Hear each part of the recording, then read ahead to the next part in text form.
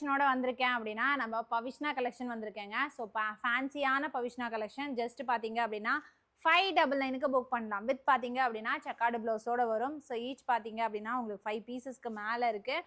WhatsApp ஆர்டரும் எடுத்துக்கலாம், தாராளமாக நீங்கள் வெப்சைட் ஆர்டரும் எடுத்துக்கலாம். Just 599 only. யூனிக்கான பேட்டர்ன் பாருங்கள், எல்லாச்சும் க்ரீன் வித் ஒரு பிங்க் கலர்.